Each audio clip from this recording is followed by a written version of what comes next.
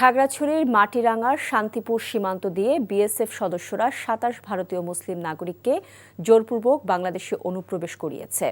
৪ নম্বর গোমতী ইউনিয়নের হাজিপাড়া আবুল মাস্টারের বাড়িতে তাদের অবস্থানের খবর পেয়ে বিজিবি গিয়ে তাদের আটক করে।